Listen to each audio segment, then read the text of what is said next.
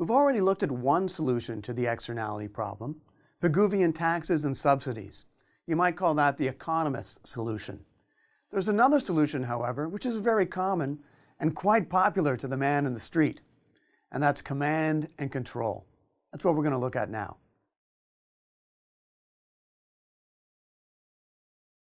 Command and control is pretty much what it sounds like. The government says, you cannot do this, or you must do this. For example, the Department of Energy, in an effort to reduce the consumption of electricity, recently said that it is illegal to sell washing machines in the United States if they consume more than a certain amount of electricity. The only washing machines that it was legal to sell had to consume less than this amount of electricity. So what were the results of this command and control program? Well, here's Consumer Reports. Not so long ago, you could count on most washers to get your clothes very clean. Not anymore. What happened? As of January 2007, the U.S. Department of Energy has required washers to use 21% less energy. But our tests have found that traditional top loaders, those with the familiar center post agitators, are having a tough time wringing out those savings without sacrificing cleaning ability. So the government said you have to use 21% less energy. But if things were that easy, everyone would do them. There are trade-offs everywhere. And by requiring the washing machines to use less energy, the trade-off is they didn't clean so well. Now, eventually, the technology has gotten better and will get better, and perhaps this will be possible. But one of the problems with a command and control approach is that the government is not always aware of the trade-offs. They're not always able to choose the least cost way of achieving a goal. Let's take a closer look at this problem. Command and control is rarely an efficient way of achieving a goal. Why not? Well, there are many ways to achieve most goals. For example, let's look at some of the ways in which we could use less electricity. We could turn down our thermostat a little bit. We could shut the lights off when we leave a room. We could turn off our computers at night when we're not using them. We could use more solar power. Firms, which use a lot of electricity, have many, many different ways to use less by adjusting their production processes. Now, if we want to cut back electricity consumption by, say, 10%, we want to cut back on the 10% of electricity uses which are least valuable. We want to reduce electricity use in the way which is least costly. The problem is, out of all of the millions and perhaps billions of ways of reducing electricity, is government going to choose to command and control us to reduce electricity in the least cost way? Probably not. Government simply does not have enough information to order the least costly method of reducing electricity consumption. Now let's compare command and control with an alternative method, a tax on electricity. A tax on electricity would allow the users, would give them flexibility to find the lowest cost ways to reduce their use of electricity. If a tax of, let's say, a few percentage points would reduce electricity consumption by exactly the same amount as the command and control approach, the difference is that each one of us would look at the higher price of electricity and would choose, based upon our different circumstances and knowledge and flexibility, which ways we could reduce electricity in the least cost. Some of us would turn down lights. Some of us would turn down thermostats. Some firms would change their production processes a lot. Others would change their production processes just a little bit. Each one of us would access our own information.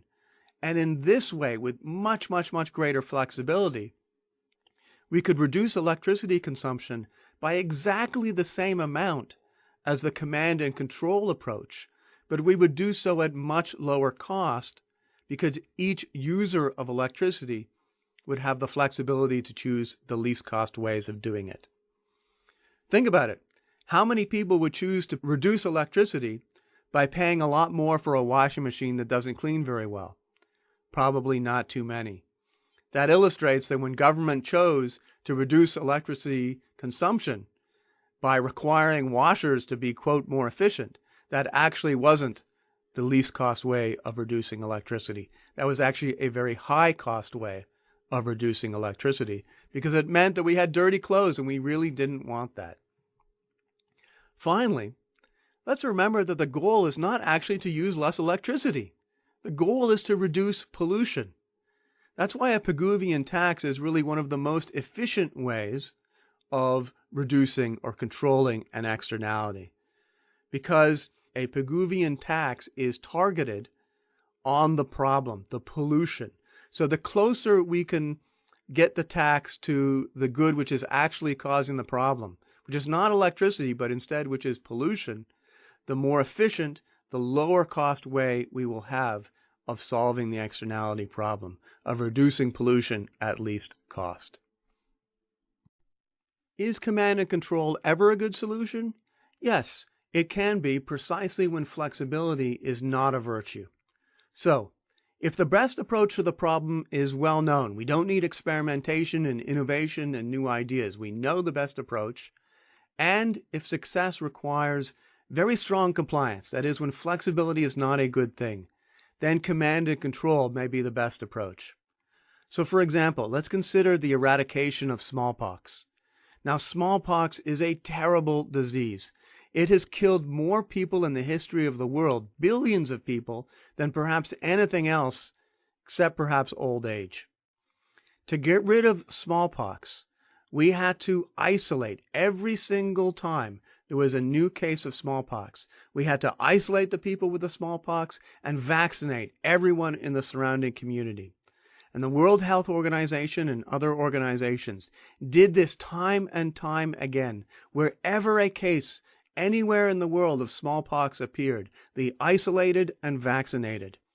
And over time, smallpox had fewer and fewer places to hide, until by 1979, there were no places to hide left.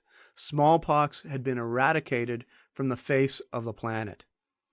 That was a tremendous boon to humanity, but really the only way it could have been done was command and control.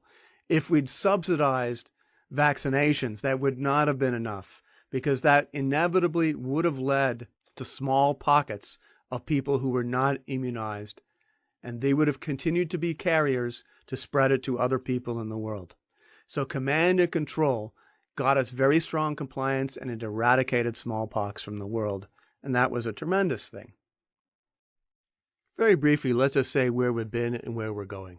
We've been looking at solutions to externality problems, and so far we've looked at two: Pigouvian taxes and Pigouvian subsidies, Pigouvian taxes for external costs and Pigouvian subsidies when there are external benefits, and command and control. The next thing we want to do is look at the Coase theorem and private solutions to externality problems. It turns out that we've been a little bit too pessimistic. There can be some market or private solutions to externality problems in certain circumstances, and that's covered by the Coase theorem. The last thing we're going to do is look at tradable allowances. These have been extremely important in practice in reducing acid rain and may become more important in the future in dealing with global climate change. Tradable allowances, as we'll see, are a sort of combination of command and control and ideas from Ronald Coase, and it actually turns out to be quite similar to Pigouvian taxes and subsidies in the end as well. So that's where we're going: Coase theorem and private solutions, and then tradable allowances. If you want to test yourself, click Practice Questions. Or if you're ready to move on, just click Next Video.